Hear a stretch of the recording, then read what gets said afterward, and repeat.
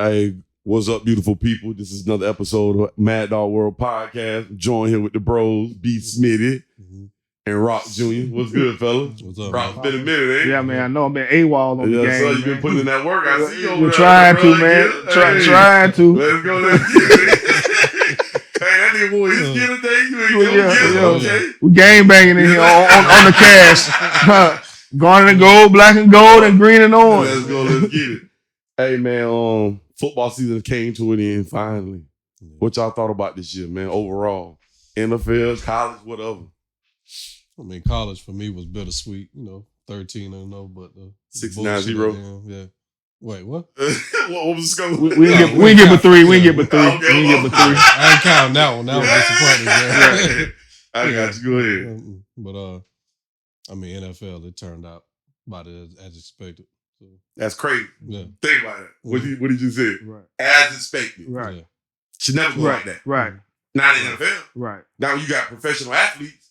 Everybody got them in the same budget. Think about that. Just think about that for a second. Everybody got them in the same budget. And he said, turned out as expected. How's that when you got 32 teams? And the one team that you kind of expected to get there and win it all did it again. That's tough, ain't it? Yeah. Almost like the shit scripted. 3 out of 4 years. three out of 4 years. They there. They winning. Everybody got the same amount of money to work with. These professional athletes. Right. Like, come on. For what? The game of chess, sometimes, like you said, I'm with you on some of the stuff being scripted, but then you got the staffs, the coaching staffs, and you got players that's used to winning. I mean, shout out to Deion Bush for getting them 2, man. Yeah. I mean, he he didn't get the college career he won his 4 championships, but he catching it up on the back end in the NFL. Like Derek Nottie, he done got 3, 2 or 3. Derek Nottie playing for them still?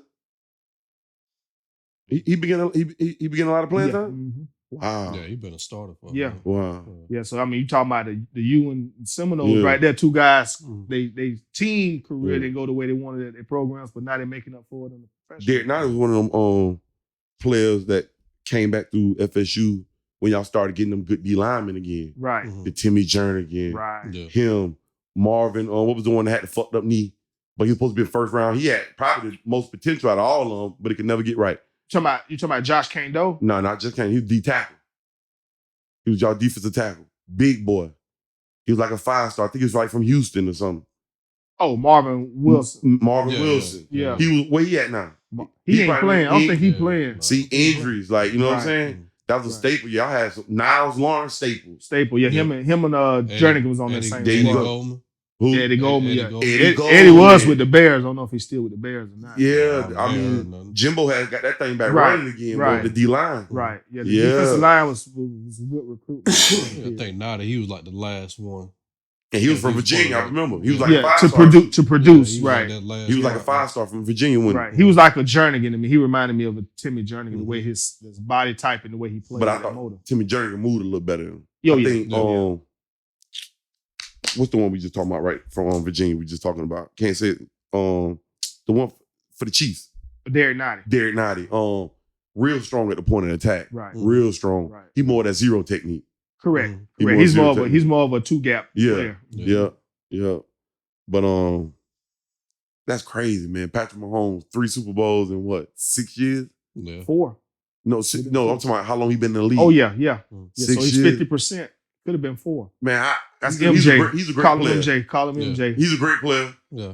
In a great system. But nah, bro, it's help. It's too much help along the way. This shit's scripted. This shit's scripted to a T, man. You got the half black, half white face. The NFL, you feel me? They want to make the black folks seem like they got a little face in it. False hope. You don't identify as black. Hey man, look, man. I used to be a fan, bro, but I'm not really a fan no more. He was a great player though. He was a great player, bro. And if I'm looking to win a game, that's what I want as my quarterback, for real. Yeah. You feel me? But it's just crazy. Like, he play his best ball when it count the most. And that's what makes the great ones the great ones. You feel me? Yeah. Think about it. Every time they down, they fight back. They always in every game. And look at his playoff numbers. The man 15-3 in the playoffs. That's insane. Yeah. That's insane. That's 83%. 83%. Yeah, yeah. That's 83%. He hadn't threw a pick in like 7 playoff games into the Super Bowl. That's crazy. In like 7 playoff games, he hadn't threw a pick. I think they go back to his coach again because, like I said, Andy Reid, he had Donovan McNabb in the NFC Championship all the time. Yep. And like I said, he was able to kind of revive Alex Smith a little bit. Yep. Look what he did with Vic. Yeah.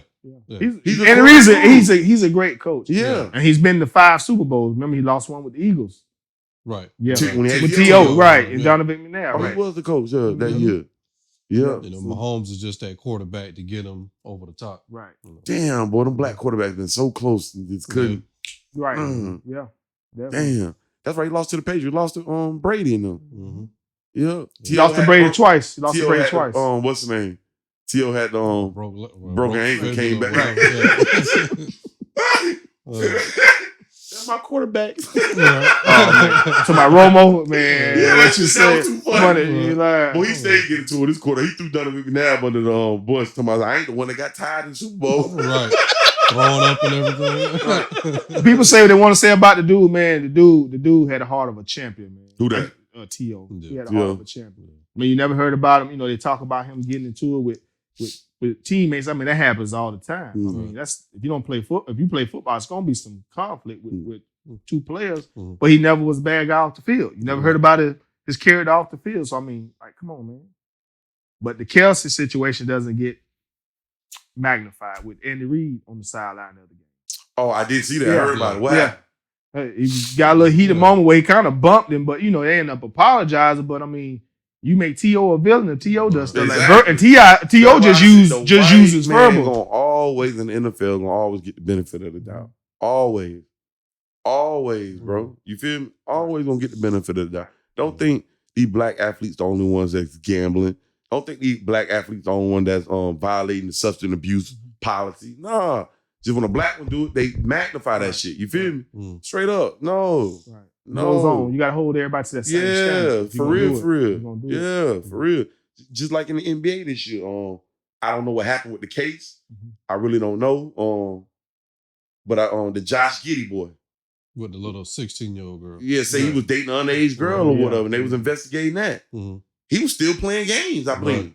I don't even think they sat him down during the investigation. Mm-mm. And I don't know what happened with that whole thing. Yeah, kind of. You know what I'm saying? I was surprised the girl was really 16 and she's been paying some money to come out and say she's 18, sweep it off the you know what I'm saying? Right. There's so much going on. I'll be looking at this shit for real, bro. Yeah. For real. But as a black man, he already in jail. Right. Yeah, he guilty. For real, man. Yeah, man. Black athletes be catching hell though, for real, dog. For real. Now the white athletes say they don't get the same kind of backlash, dog. You can't tell me. Look at Ben Roethlisberger. Two accusations of rape. Yeah. 2. Of rape. Well, I mean, even Tom Brady used to see him going off on the sidelines and all that, and it would be described as, oh, he really cares. But then somebody else, Odell Beckham. Dez Bryant, they vilified Dez Bryant. They ruined his career. Yeah. They ruined his career behind that. You feel me? Right. Yeah, they ruined his career because he was so emotional. Right. That's a sign of passion. I mean, you see a guy, MJ used to get on his teammates all the time. Hell, he punched Steve Kerr in a practice. Right. I mean, you know what I mean? Come on, man. And he didn't get really ridiculed about it because he's MJ, but if he was an average Joe that did that, it would have been a problem. Yeah. For real. It's conflict. It's a man's sport. It's gonna be exchange of words. I mean, we have exchange of words on this podcast. We're not even playing anything. You know what I mean? Come on. How hard did he bump him though? He bumped him enough to kind of. He wasn't about to fall or anything, but he kind of. The back started jiggling and shit. He got you feel a nudge, but nothing. But Andy didn't say anything to him. Andy was still locked in the game, so he really. He kind of brushed him off. What caused him to do that? What he played? I think it was the first day because he wasn't getting enough touches. Yeah, it was might have been like 3rd down and the pass was incomplete, and I guess he didn't get the ball, something like that, and he just kind of ran up on him and started yelling at him. And then Andy Reid claimed later on, when he bumped him, he was already kind of off balance, and that's why it looked worse than what it did.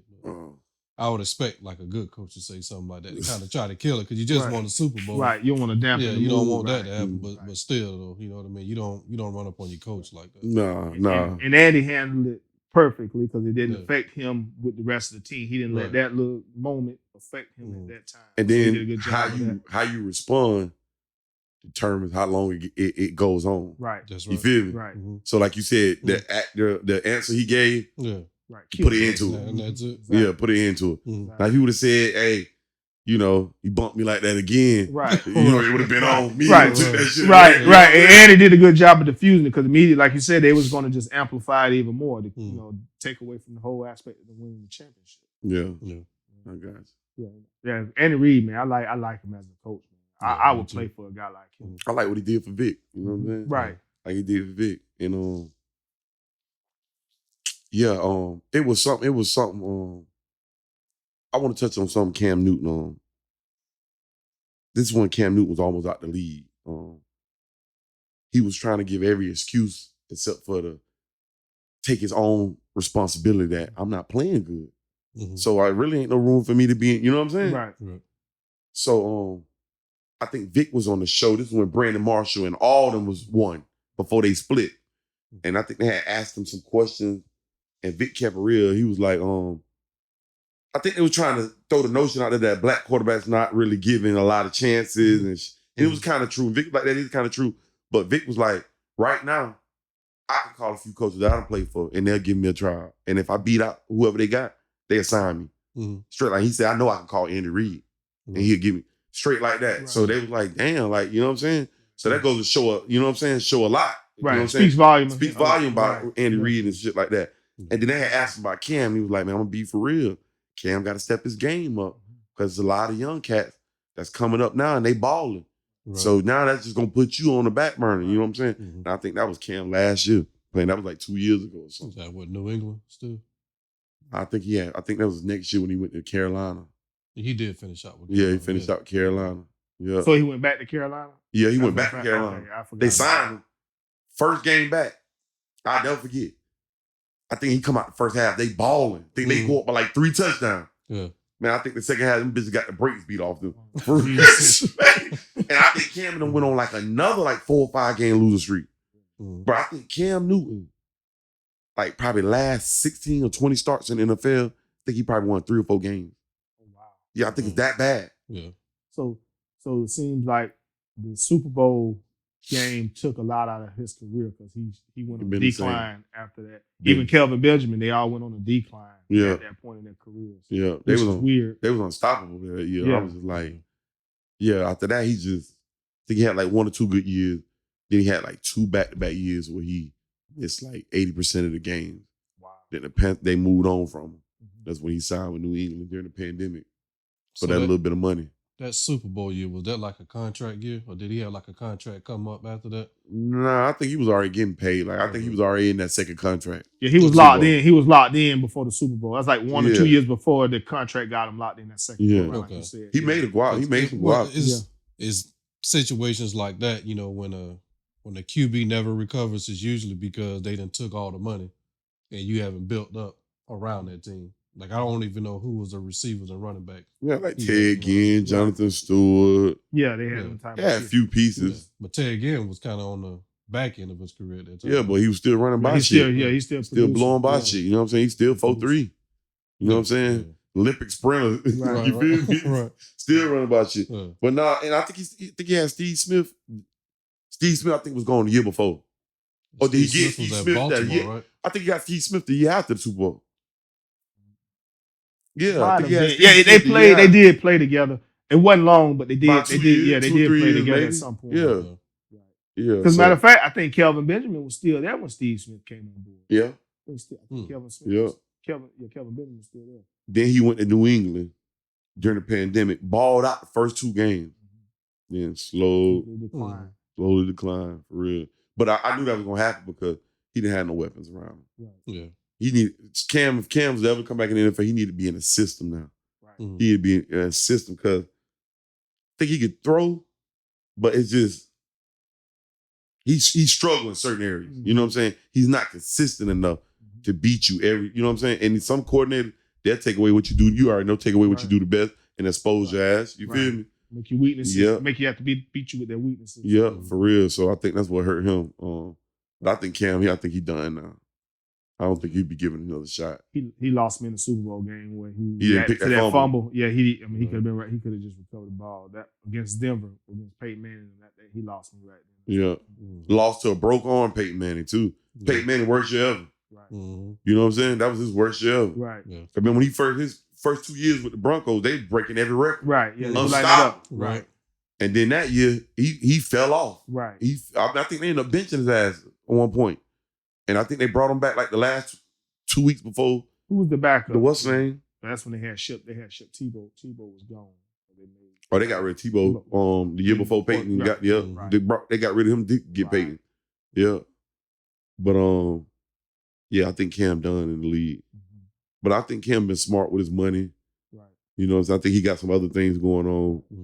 I think he still get a lot of endorsements, like from clothing. I think Under Armour still fuck with him. Because he was the face of Under Armour. But before, when you think Under Armour, you think of Cam Newton. You don't think of Steph Curry. Right. You know what I'm saying? For real. And if you going to wear Under Armour, you going to wear that shit because of Cam Newton, not because of Steph Curry. Right. I don't know no nigga out here that own a pair of Steph Curry. Y'all, I don't even no, know. not Steph. Steph great. Right. Now, probably some little white kids running around with some Steph Curry. But if you show me a pair of Under Armour shoes, I can even tell you if they Steph Curry or not. It was a buzz. I was just gonna look at it and be like, them Under Armours. Right. It was a buzz with Under Armour at that point. A lot of people was wearing Under Armour due to Cam. Right. Because of Cam, for real. It all started with Maryland. When they first came out that dry fit shit. Right. You know what I'm saying? When they were like, damn, boy, when we was in high school. Right. I think it was y'all graduated. Yeah, it was more like the 2008, 9 when they went. Because they was the Oregon of the East Coast. They had all those multiple uniform combinations. There you go. Yeah, they blew up. And then all the other big companies stole that shit. Yeah, you know what I'm real saying? quick. Yeah. Phil Knight went to stepping in. We got a little competition. Yeah. Really don't even hear about Under Armour in that regard now. Right, because they were buzzing. Cause now think about it. Right, because Dick's Sporting Goods was pumping them hard at that point. Yeah, you seen Under Armour. A lot of people buying that. I've been seeing people getting that just as much as Nike. But like I said, Phil Knight said, I wear it, but just something about the shoes. I haven't seen a pair of shoes that really I like. If I can find a pair of shoes, Under Armour that look nice, I'll wear it. But the workout clothes, I see nothing wrong with the workout clothes. A few of the shoes were pretty decent and they were very comfortable. Too. Yeah, I had wore a pair when I was coaching at Swanee. I had a pair I wore on the side. They were comfortable. I got you. Like he was walking on air. Straight like that. They were comfortable, yeah. Okay. Now look, man, you know, certain things we really don't care to talk about, touch on, but it was a popular case, man, that popped up. I seen on the internet the other day. And I did a little reading about it, and I was just kind of like shocked. You feel me? I seen where the OBLOCK 6 got found guilty in federal trial for all the FBG duck murder, and I already knew once you get picked up by the feds on murder charge, it's a wrap. Right, it's a wrap. I ain't seen nobody be the fed murder charge. Never. Not that I know of. So we probably had to go dig in history. You know what I'm saying? Find that. But when they released the video and I saw the video, I was like, this is reckless. Brazen. You know what I'm saying? Reckless. You feel me? Like regular. I don't know how you thought you were going to get away with this at all, man. You feel me? What y'all thought about that, man? I mean, I ain't super familiar with it. Like I literally just saw the video. Yeah. It's a sad thing to see. Like you said, I don't know why they thought they can get away with something like that in broad daylight on that side of town. That side of town. I think that goes to show you what's up here. Yep. Ain't a lot going on. It ain't a lot going on up there. Because if you would do something like that, you don't care about your life. Right. You know what I'm saying? And that either tell that you can't be thinking. Because you know what's going on. Too much reckless abandonment. Come on, man. The sense of concern, the logic. I mean, like you said, innocent bystanders out there, man. I mean, that could have been one of us out there shopping with our family, and I got 7 bodies, including myself. And I'm having to protect them, get them away from the threat. Yeah. So in that aspect, whatever happens to them, it deserves to happen to them because you know what you're doing when you get yourself into this lifestyle. Yeah. To begin with. That's crazy, man. That's broad daylight in the wrong side of town. Right. The wrong side of town is what got the feds involved. You would have did this in any other part, feds would have never got involved. But they had to make an example. Yep. They had to make an example. You feel me?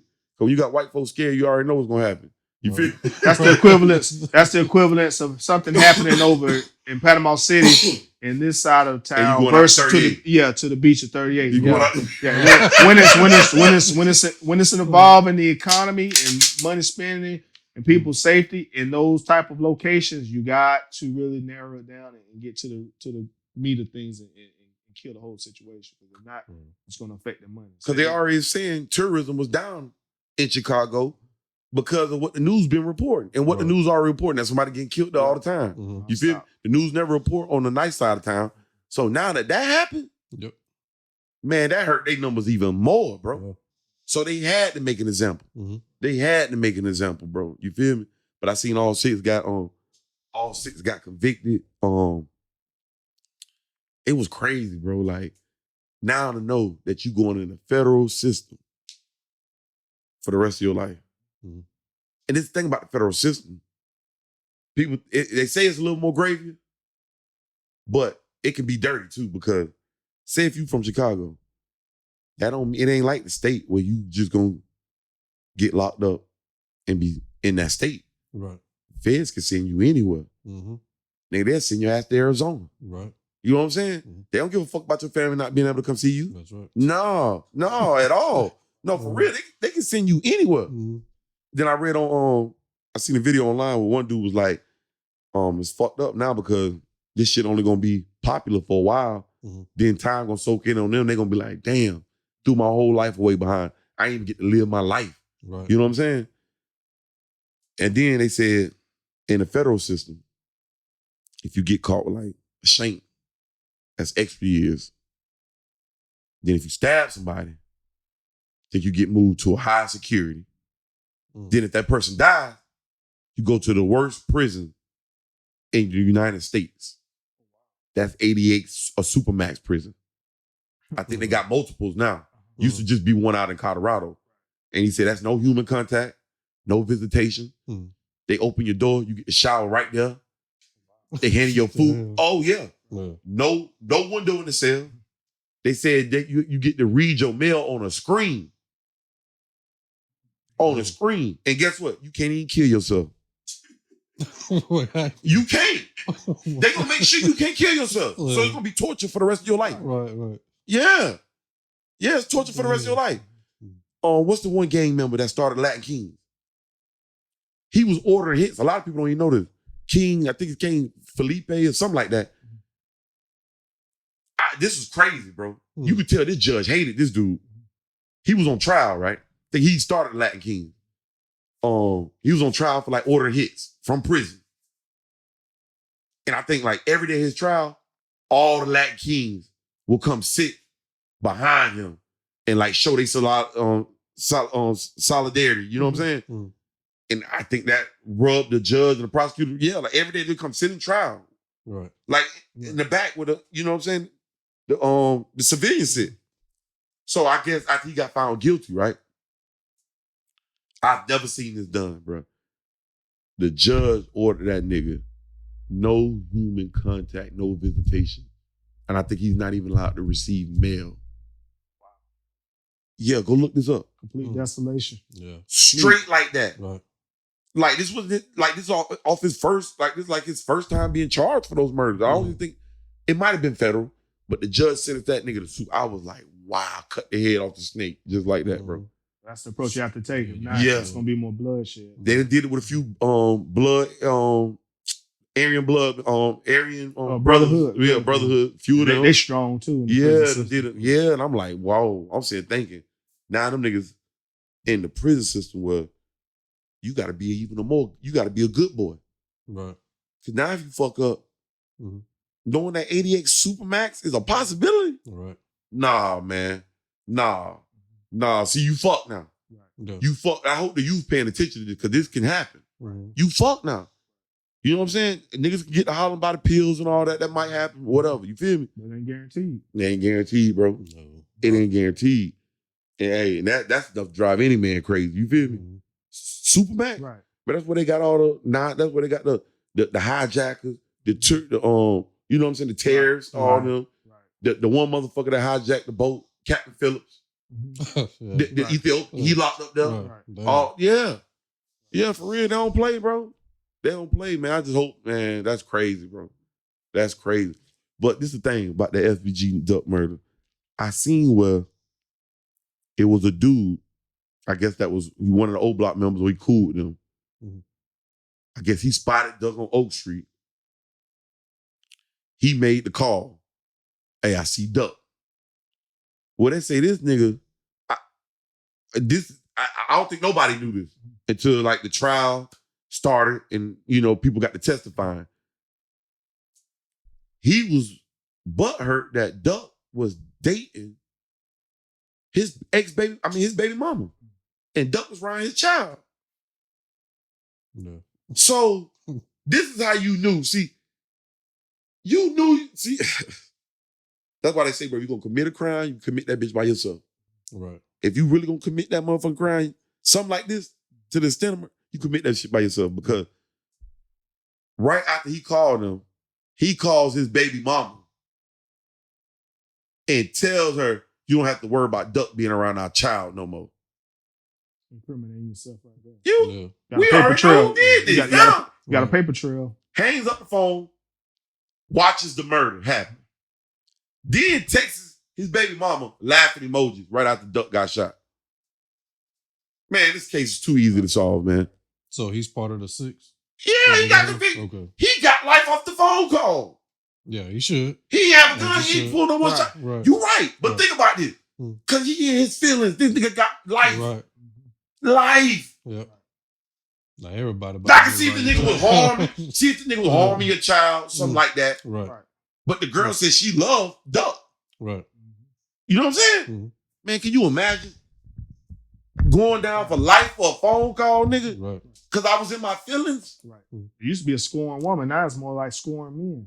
Man, that's crazy, bro. I mean, that's the, that's yeah. And that whole situation, I mean, these dudes been beefing forever. I mean, it's about like the Israelis and the Palestinians, man. These jokers like right next door to one another and just steady killing each other. But that's down there in every hood, right. damn near. You know what I'm saying? Yeah, it's just crazy. Publicized some don't, right. And OBLOCK, the history of OBLOCK and those guys, because basically black disciples going against the gangster disciples, which I thought they was all one. You were a folk nation, so I thought they was all one. Yeah. And they're beefing. They right here across the street beefing with one another. The history with Parkway Gardens, which is OBLOCK as well. Michelle Obama, she grew up there. Mm-hmm. Too. That's the irony of the situation. Just where it's transcended into at the current moment. King Von, Chief Keef, Lil Durk, all them guys from OBLOCK, which they dedicated after their homeboy that was killed, O.D. Perry. Yeah. That's why they changed to OBLOCK. Crazy, though. Yeah. Like a lot of 600, OBLOCK, all them aligned together now with 051, LPG Duck, all them, they closely aligned together too. They've been beefing with each other forever, man. It's sad. Looking at that camera, the dude got shot 16 times. That was overkill. Oh, yeah. Broad daylight. You wanted to kill him. If you that cocky to do it in daylight, knowing the repercussions of it, no matter what time of day you're doing the situation, you know the repercussions, but for you to do it, like you said, that brazen, in vehicles that's registered to you. Right. Mm-hmm. With tags. If you're going to do something like that, you should be riding. That's registered to girls or not stolen vehicles. Right. Vehicles that's registered to you. Right. Makes no sense. I mean, like I said, what happened to dishing the whips, burning the whips, all that? Right. I mean, what happened? Right. What happened? I mean, last thing I'm gonna do if I do something like that broad daylight, if I'm about to go right back to the spot where I came from, man, this motherfucker going upstate in the water some goddamn well something, my nigga. Yeah. I ain't gonna be able to. But that lets you know they've been doing it so long, getting away with it's second nature. Right. So that's how you able to go and just sit and chill and relax like nothing happened. You feel me? Well, they just dumb as hell. But that's the thing. Yeah. This is why you got to catch the youth now. The only way to get rid of this type of behavior is education and showing the kids there's some other ways out. Like they need to see some other than their neighborhood. You see what I'm saying? Mm-hmm. Like that's why you need to take. Like I've met kids out in Cali that never seen the beach. And the beach 10 minutes from their house. Right. They can't leave their neighborhood. Right.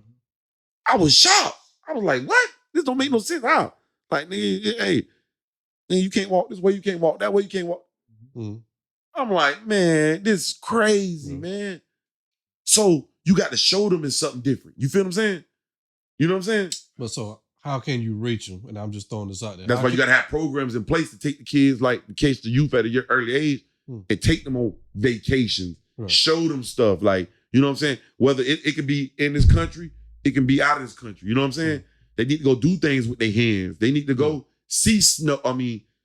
See a snowmobile. They need to be able to go see what a jet ski does. Right. You know what I'm saying? They need to go see like what stand in the woods for a few days on a hiking trip. Right. These are the type of things that open up their mind and let them know that your neighborhood is just your neighborhood. Yeah. You know what I'm saying? That's a whole world outside your neighborhood. In between those times, though, right? Like if and they gotta be in school. They in school, but then they coming home and they broke. I mean, that's what's really driving all this. That is money. They ain't got no money. They parents ain't got no money. These niggas here, supposedly King Von ordered it. He had money. I mean, yeah, and you still gangster. But how are they getting the money though? The money ain't coming from rap. You know what I mean? It's coming from Von. Money was coming from rap. I don't think them niggas had kilos in the streets and shit like that. Like I don't think. That's the King Von was getting money from music now. That ain't where his original money come from though. And that's where the cycle come from though, because everybody's saying, okay, I'm gonna get enough money to get out of the game. It never happened. You end up doing stuff like, you know, what FBG Duck happened, whatever. But it's hard to reach the youth without money. I'm thinking because they see the dope boy every day. They may see you every now and again. Or they may see that role model come through the hood once, twice a month maybe. But the dope boy, he every day. But if they understand what come with it, what's the name? I mean, I'm sure they do them, but when your stomach growling every night, I'm trying. Yeah, you know what I mean. It's like I'm getting whatever you do in life. You got to think about risk and reward, right? And you ask yourself, is it worth it? You understand? Yeah. Anything you do, you got to risk and reward, right? You feel what I'm saying? I think we touched on it before. I think the problem is with a lot of youth, they still have no understanding of deciphering reality versus fantasy. They living in fantasy right. still. They look at, I'm just gonna say music, but that's what most of them gravitate to. So they look at these rappers, look at some of these rappers, not all, some of these rappers, and think that's the way that the world actually moves and engages, and they think that is the way to come up. And they gravitate that the behavior, but they don't understand the difference between it's on and off switch with these rappers, because these rappers is no different than these actors. Right. These rappers, once they come off the set, they back to their normal life. You know what I mean? Yeah. Look at Wesley Snipes. He's portraying a drug dealer, but he's not getting off script and he's not going into his neighborhood and selling dope. You know, he is a regular person. They need to understand. Right. That's right. And they're not being, like, it goes back to what y'all said. They're not being educated on this. I mean, just look at something as simple as social media.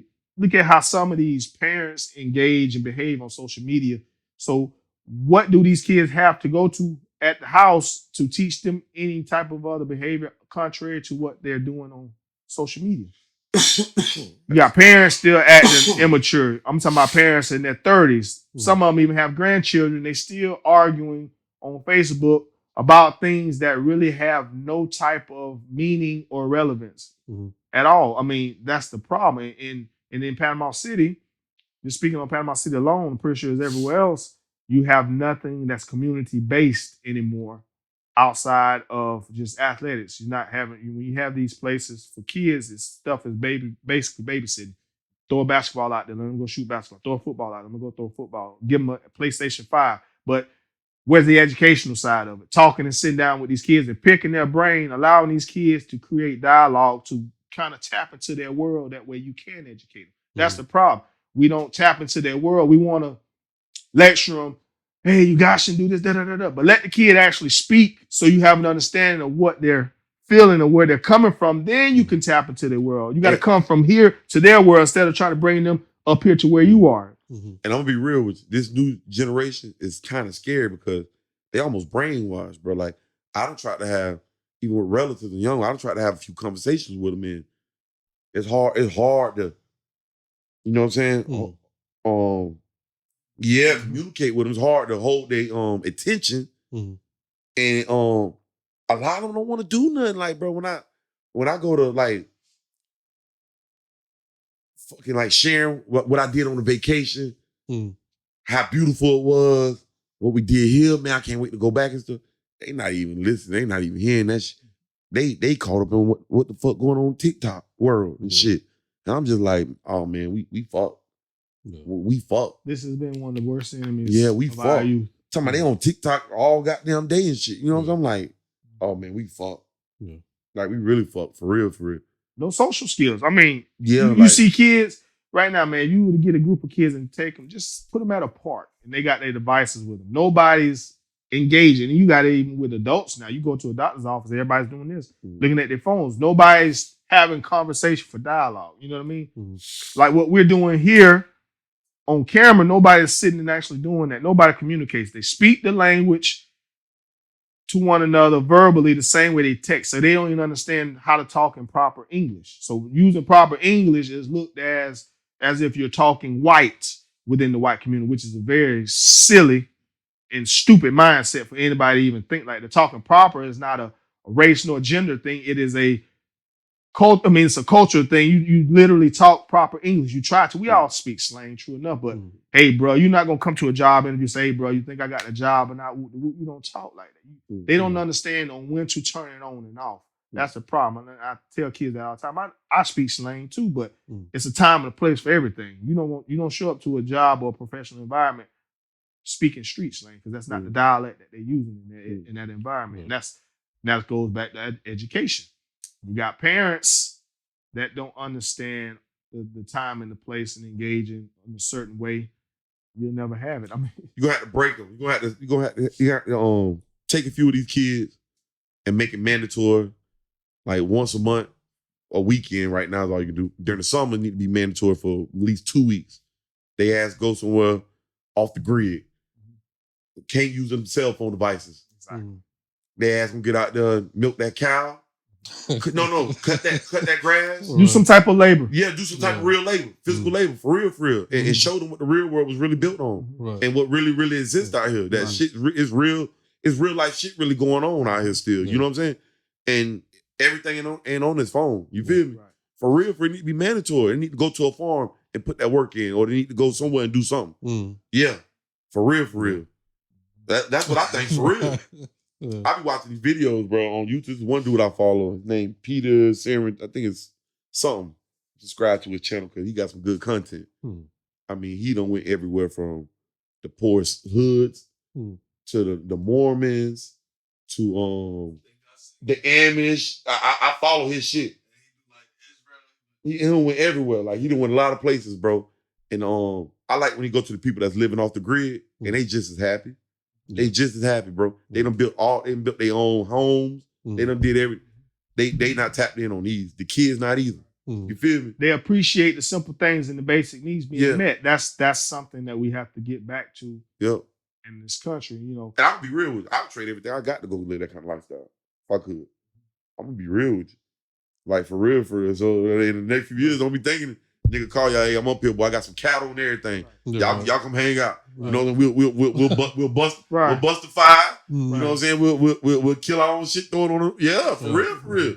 For that's what I'm. You're living off. That's the land. What I'm on. I don't mind living off the grid for real. And it helps you be a survivor. I mean, so if you go through something like your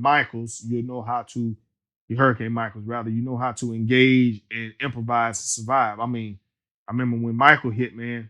It comes from growing up knowing the basic survival tactics. No lie. We stayed at my in-laws' house and on their back porch, we got tarp and surrounded that back porch with tarp. And my kids had a plastic bathtub like they used to sell at the dollar stores, those kind of sturdy plastic. We took baths doing that. My wife, I sit there and take a bath, in a shower, take a bath. My wife would heat up the water on the propane cooker. So we had hot water. You take a bath with that, to where it's sustainable. And that's how you took baths. I mean, you knew how to survive, all right? We needed to cook. We had propane. You had a generator. So, like, you just have to, it tested your survival tactics. You improvise when you have limited supplies of resources. So, a lot of kids now wouldn't know how to react to that because they don't know to engage. Everything is technology driven, so they don't know how to divert to survival or even do simple math without the use of a calculator. They got to have a calculator to help them do simple math. You know, that's just, you know, it's not always the kids' fault, it's just the way the world is going. But we can regulate their access to certain things by making them having to think for their own selves. You know what I mean? that's something that we kind of gotten away from. I mean, I think all that really, even what we was talking about with like these boys from Chicago and stuff, all that for me, it still stems from what's going on at home. True. Right? Because a lot of these guys, they go out there and sell dope and they bring it back home, and their parent usually would kind of start accepting the money. And so now, if you accept the money, you pretty much backing it up. So, you know, you condoning that behavior. And so, you know, a lot of these guys, they kind of run around with the mindset like they're the man of the house. And it's like, no, you're not the man of the house. If the man of the house ain't there, too bad. But you don't need to be out here breaking the law trying to provide for somebody that should have been provided for you the whole time. You know, and I think the home life, that is the root cause of a lot of this stuff. Yeah, a lot of them don't have them. Yeah, so I mean, we can do these programs and all that stuff. I mean, that's supposed to be a supplement, you know, but that'll never be the final answer. You know what I mean? Gotcha. Always. Right. Everything starts at home. That's where you cultivated it. Cultivate. I mean, something as simple as a child being born. I mean, the cultivation starts within the mother's womb at that point. I mean, that's why a lot of kids naturally gravitate to their mom at the beginning, because that's the nurturer. So nurturing is very important from a mental as well as a physical standpoint. So where there's something that's being neglected, a lot of kids, malnutrition to me is not always food. Malnutrition is teaching. I mean, if I'm failing this kid and teaching them the proper things, you're not going to be able to teach them everything, but you need to teach them the basics. So when they get out on their own or have to show some level of independence, they know how to handle certain things. You know what I mean? Something, experience is the best professor. Some things you'll never be able to teach them. They have to actually learn, but behavior is something that's taught. That's something that's taught and learned through what they're conditioned to. That's just my opinion on that. And a lot of kids are not. If my kids right now, just say my kids are my Facebook friend, and they see everything as far as the content, a lot of things as far as how I engage with other people, with drama and arguing, what they're naturally going to think. That's a natural behavior, normal behavior. So it's all about what you're teaching these kids. And a lot of kids are looking to the wrong individuals as their role model. Right. It's sad. And it's never. It's just, we just got to regulate to where we can at least have some type of movement, because it's not this we're all gonna be one tribe, we're all gonna be getting along together. That never happened. Yeah. You have to start small and then try to build your way up. But you gotta look at it overall from that standpoint. But then you have to focus on very small groups. Small groups is one of the best ways to teach and educate kids, because you ain't gonna be able to get everybody at one time. Yeah, I mean, it's supposed to start from the home, and then from the home to the neighborhood, from your neighborhood to your community, right? And kind of grow up that way. But it's, I don't know. Like I've always even seen it back when we were in school, right? Like the girls and the guys that were always in a relationship or looking for a relationship or just jumping from relationship to relationship instead of focusing on school. You look at their home life, you see that's what they were missing. Right. So now you go to school and that's the first. That's your priority now. Right. No tender love and care, no TLC. Right. And it's like if you'd have got that at home when you go to school, you going to school to go to school. Right. Like that's a very valid point what you making up. What they're lacking at home, they're going to seek elsewhere. Right. Sometimes it's not the best location or environment that they're seeking it from. And, not a condition and being cultivated to do something they shouldn't be doing. Right. And you'll see that kind of plays out through their whole life. I'm sure we all know some people that they done been in 30 relationships. You really need to be in that minute. Like you need to sit down and kind of figure out some things, you know what I mean? But that's just it's a vicious cycle from never having that in your home life, and you spend your whole life trying to find that. Right. And I don't even think a lot of times people want to label it. Oh, you come from a single parent household. I don't really get into that. I don't really buy it, because I've seen a lot of people really do well from a single parent. Right. I have some close friends that came from a single parent household, and I mean they're very very model citizens and very successful business owners, or wherever they employment is. They're very successful. So I mean, and you've seen people come from 2-parent households that are like go the other way. Exactly. Yeah. So It's so many different characteristics and different things that tie into it. Yeah. At some point, it becomes free will. You can have a kid comes from a great upbringing, been taught the right things, been conditioned to the right environments that completely go left field.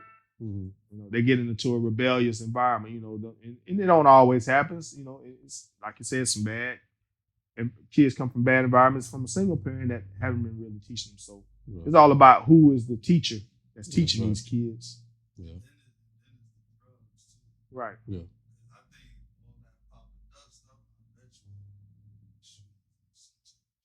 Possibly. Yeah. Mm-hmm. Right.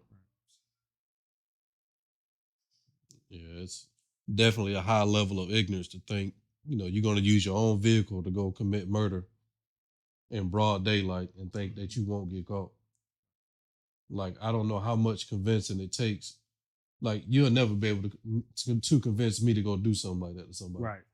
Right. You know what I mean? Unless me and that person got a problem directly. Right. Even then, I'm not gonna roll up and shoot somebody I don't like at Walmart because of an issue we had in the past. Right. I'm gonna catch you when I catch you. But, never. You know, never. Like, ain't no telling how many of those dudes had kids. And think about this, right? Think about you never know. You only can trust yourself at the end of it. Like, I trust y'all with a lot of things. Mm-hmm. I don't trust now one of y'all with my freedom. Right. You can't. You understand? You can't. Right. We did a crime together. Mm-hmm. At some point. Yeah. I know one of y'all might use that as your get out of jail. Right. Right. So, yeah, it's leverage. Mm-hmm. Like the nigga Charleston White make jokes all the time. Like, nigga, I know so many goddamn unsolved murders, nigga. Right. Yo, get out of jail free. Right. So if you're gonna do a crime such as murder, you better do that bitch by yourself. Right. You understand what I'm saying? Straight like that. Mm-hmm. You better do that for real. We rob a bank together, you ain't got no leverage. You know what I'm saying? You ain't got no motherfucking leverage. You know what I'm saying? Right. But murder, that's something you do by your motherfucking self. Mm-hmm. At all. You feel me? Cause think about this. You might get brought up on, you might get in trouble years later down the road on something else. Back in your mind, me and you ain't talking years. I gotta look out for me.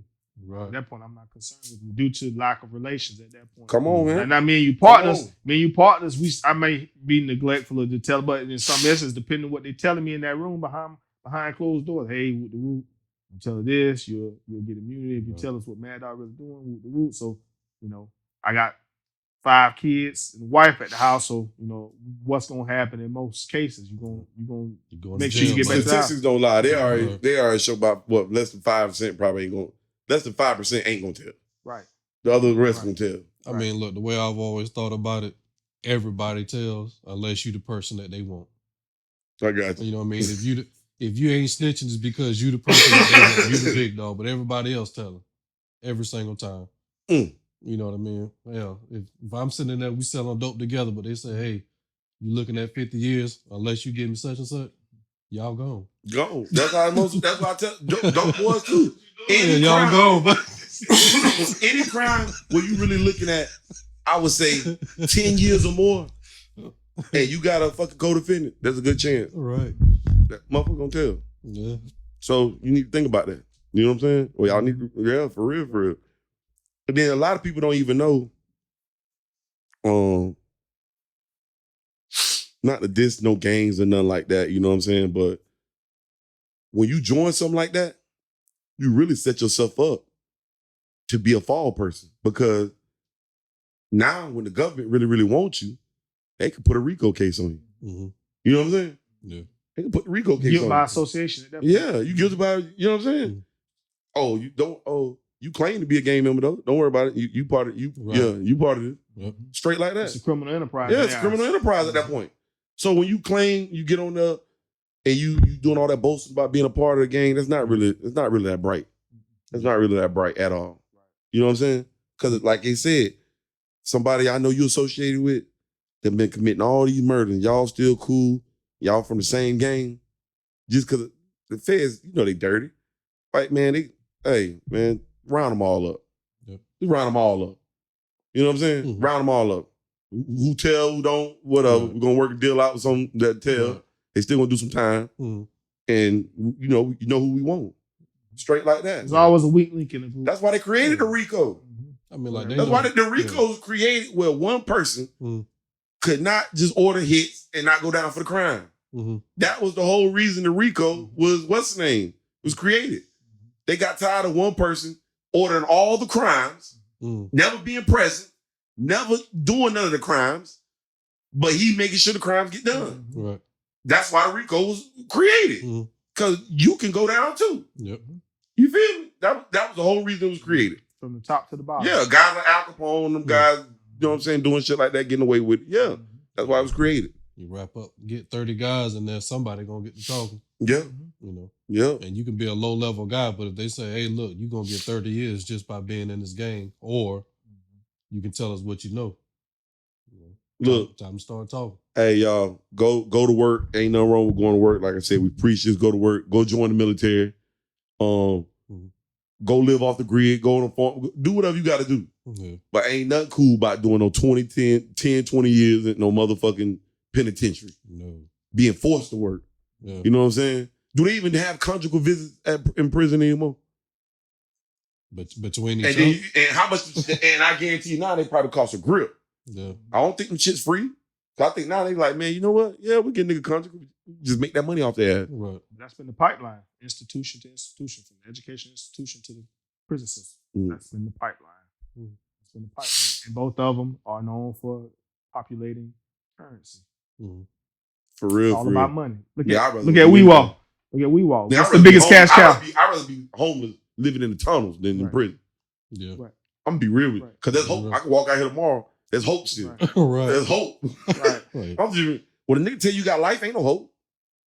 Ain't no motherfucking hope. Now you in the library reading law books, hoping you can find one little thing, come home on an appeal. Nah, fuck all that. I'd rather be out here on the outside. Because there's hope. There's a whole world of hope, nigga. That's right. You understand what I'm saying? There's a whole world of hope. Why do I want to seek education now when I'm confined to prison? Why when I'm using that opportunity when I was in school? Now I'm limited on what I can do. The free will is gone. So now I want to get religious, whether I want to be in the Nation of Islam or whether I want to be a Christian. Now you find, you know what I mean? Oh, I found God when I got to prison. Well, you got to find someone that was never lost. I mean, you have to. He was here when you was out here in the free world. So when you get to prison, now you want to get religious. No, you don't have that access. But like somebody that's on substances or alcohol. Well, man, they doing good in rehab. I hate when people say that. Yeah, they're doing good because they do not have that resource. The real test is when they have access to that resource. That's when you find out if they're on that right path now. But when you don't have that access, you gonna follow directions. I mean, come on, man. Yep. For real. But man, I tell the youth now, look, man, y'all, hey, check yourself before it's too late. Yeah. Check yourself because you got a whole life ahead of you. Right. And you don't want that whole life to be behind the bars. You understand? What the OBLOCK situation was, a 30-second phone call costed him how much time? Nah, he done for life. For a phone call. Yeah. 30 seconds. One sentence in a text. And I know nightmares and shit gonna eat at him. You know what I'm saying? That shit gonna eat at him. Yeah. You know what I'm saying? Because all he had to do was mind his business and keep going on. Right. And none of this would have happened. He would have been fine today. You know? But hey, think about this. He just called and said, I seen him. He didn't call and say, hey, y'all come kill this nigga. He just called and said, I seen him.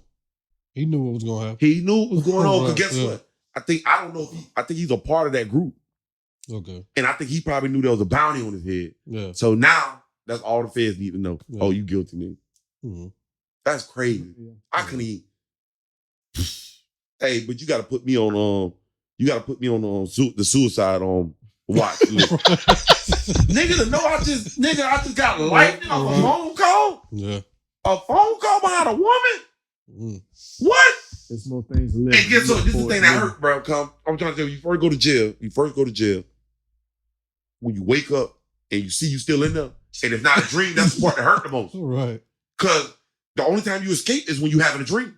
Yeah. When you sleep, you having a dream. You in a whole different place. And then when you wake up, that's when you get more depressed. Reality settles in. And then after a while, that'll fade away. And then jail will just become a everyday part of life. Like you won't really be thinking about outdoors no more. Just everything that happens in here, it just become another way of life. You feel me? Then you have some people that get older, probably like toward the end of their life, and they'll just be like, damn, I wasted the one I only get. You feel me? But yeah, the first 2 weeks of shit, that shit gonna hurt. That shit gonna hurt. You gonna be depressed like a motherfucker. Yeah, because all you want to do is sleep. Because that's the only time you can escape. Yeah. But there's only so much sleep you can do. Yeah. You feel what I'm saying? And then that's why some of them resort to drugs and stuff, because it'll numb them up. Okay. It'll numb them up so they can't, you know what I'm saying? That's the euphoria at that point. Yeah, but I'm telling you, it hurt, boy, to know you got life. And you wake up, you still in this bitch. All right. You feel me? I ain't going nowhere. You gonna die now. Hey, and this ain't like the 30s and 40s when my dog John Dillinger was pulling escapes and shit. Right. And you can escape, you know what I'm saying? Nigga, nah, you ain't escaping out these prisons. Shit, ain't no escaping. I try every day. Ain't no escaping. Like El Chapo. Yeah. I think El Chapo supermax. Right, yeah. No visitation. Yeah, no, not, you know what I'm saying? Nah, I ain't going that route, homie. I got a cousin. It's funny you talking about it. I got a cousin, first cousin. That he was, let's see, between 23, 26 when this happened. Okay, so this is for the youth, by the way.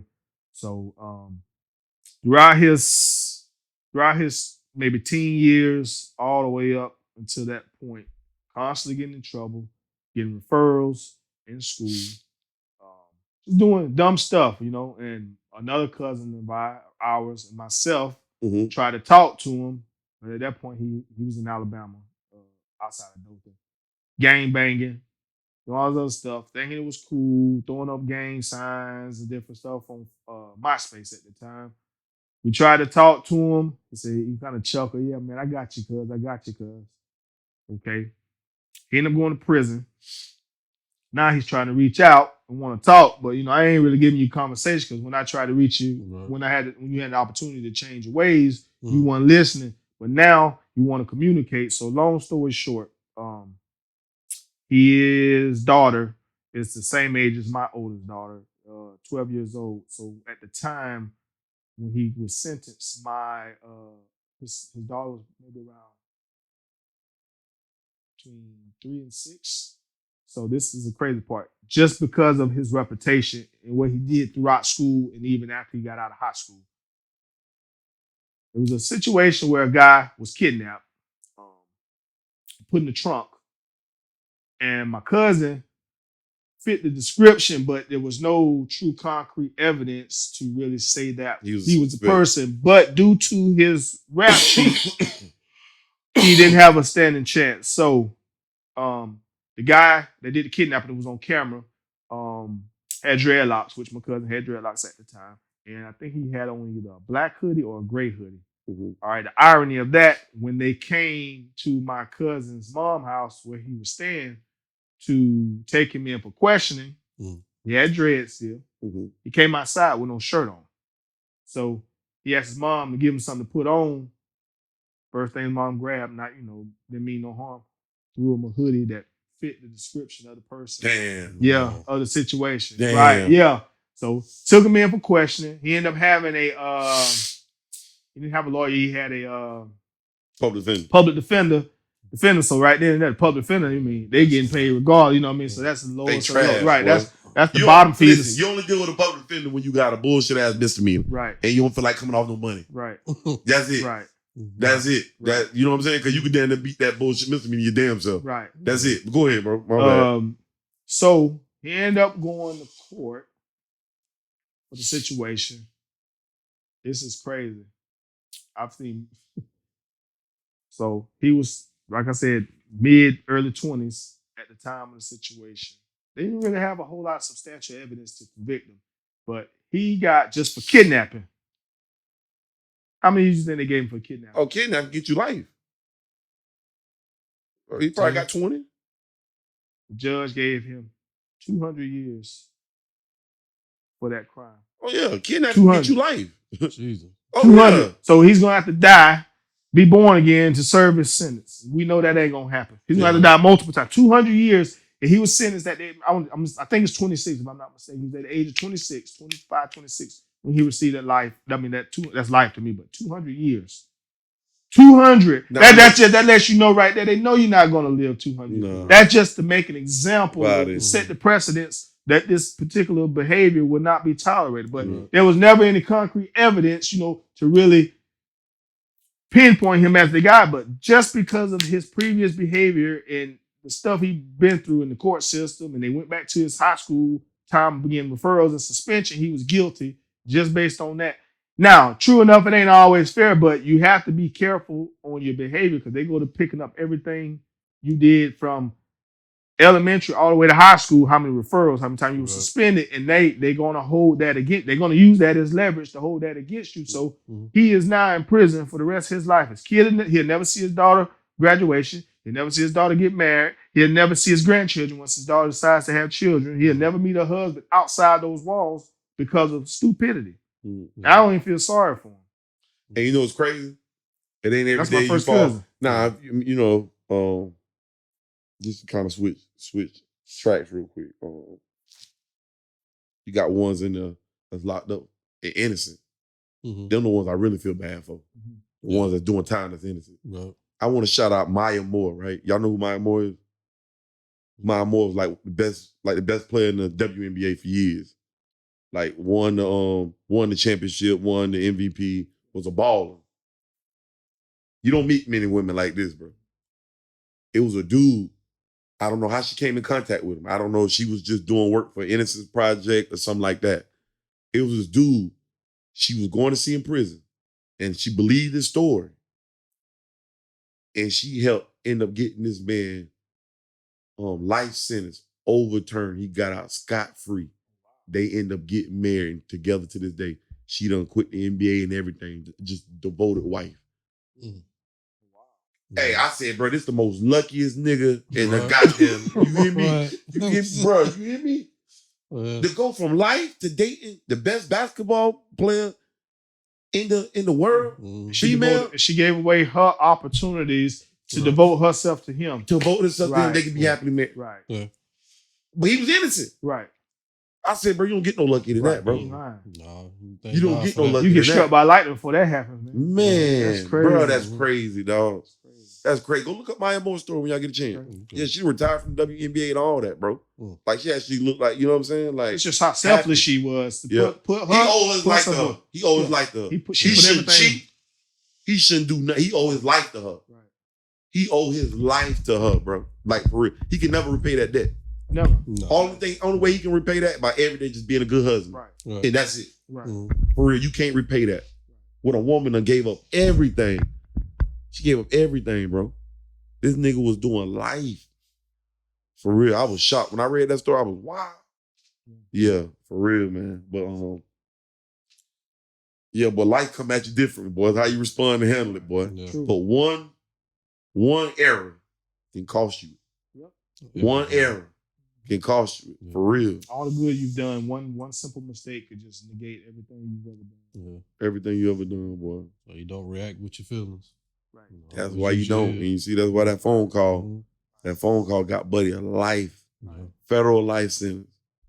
Flesh is a mud, man. And I think we've all been through that. I mean, a lot of stuff we talk about, I think we all at some point was at that point of our lives. I mean, it's sometimes you can't let your reactions overtake you. You know, we all get upset about certain things to where you want to take the initiative of reaching out and touching that person in a physical manner, but you have to kind of back up and retrace your steps. You got to think, you got to think. You think about the pros and cons. Think about your family. Think about your wife. Think about the people, you know what I mean, that's going to affect, because your actions is going to affect more people than just yourselves. I mean, I'm at the point now, I'll be dang if my children are raised by their mother alone and I'm not present because of stupidity. You know, it's going to have to be really something like that's going to jeopardize my freedom. Now, if somebody comes into my house, you got to defend yourself that way. You know, you got to defend yourself to where you got to prove your innocence, that it was self-defense. That's a different ballgame. But me just going out here, just going to... Because you and the nigga just got in an argument. Right. I'm just going up just to go, do some type of violent behavior towards somebody for no simple reason, with no logic and no relevant. Nah, that ain't happening. And then the people that's telling you, man, that you soft or that ain't tough, nigga, they ain't about to put no money in. They not about to help pay for no lawyer. They not about to come see you. So their opinions are irrelevant. Right. And that's the problem. Irrelevant. That's the problem with people. People seek confirmation from people that's irrelevant. Exactly. Right. Exactly. That irrelevant. Exactly. Every time. Yep. You know what I'm saying? Your family at home, in your close circle should be it. You know what I'm saying? Mm-hmm. That's it. Right. That don't nobody else matter. You know what I'm saying? Mm-hmm. Your workplace matter to a certain extent because you know what I'm saying. They helping you and y'all helping each other. But other than that, nothing else. Right. Nothing else matters. Right. But no, somebody I don't know on the internet. You think I give a fuck what they got to say? Right. You know what I'm saying? Mm-hmm. Y'all seen the reels that we don't put out about the Dion. Motherfuckers still on that same reel talking shit. Nigga, I've been stopped reading comments. Yeah. You know what I'm saying? Because it's like, damn, 10 people think the same. Right. I'm like, goddamn, about 10 people every day right there the same. Right. They didn't even read the. So I'm like, you can't sit there and just argue with somebody. You know what I'm saying? Their opinion don't matter. KYP, know your personnel. Yeah. Right. KYP, know your personnel. Yeah. You got to know who you're dealing with. That's why even something as simple as sports, you got to be mindful of who you even arguing with. I mean, I kind of catch myself sometimes debating with people I know I shouldn't even be in a conversation with. One, you never played a down of football, so how you even going to speak that language to me? You know what I mean? But we get caught up because it's sports and we all like to prove a point. I mean, even with the Georgia, Florida State situation, I kind of dial back. I posted stuff on Facebook. I dial back from me even responding to certain people because it's not even making sense to even argue with you. Right. I mean, just say, I'll give you an example, just something as simple as I heard someone say something about, well, Clemson was a true champion, la. But Florida State, with that weak schedule, I'm like, time out. Wait a minute. Florida State, Clemson play the same conference opponents. Mm-hmm.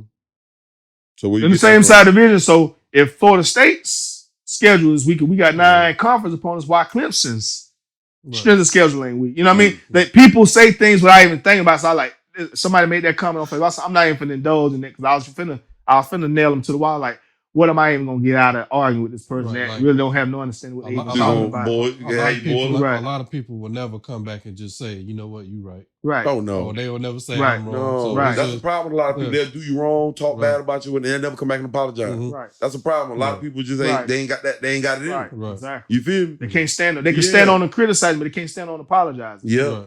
For real. That's the whole problem.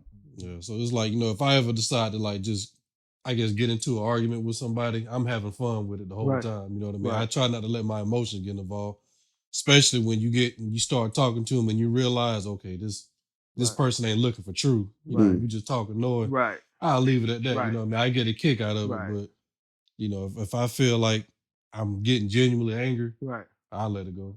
I can deal with dialogue if it has some type of meaning behind it. But if you just saying stuff from a fan standpoint, you're gonna say everything. You bias, you're gonna say everything that's gonna be to the benefit of the team you support. But if you can speak on facts that I can route, okay, now we can have a conversation. But if you just saying stuff just to say it, I'm not even gonna entertain it because at some point I'm passionate about sports, so I'm gonna really speak on facts, and you just speaking off of how you feel. So it's about like betting. You don't bet off emotions, you bet off, you know what I mean? Right.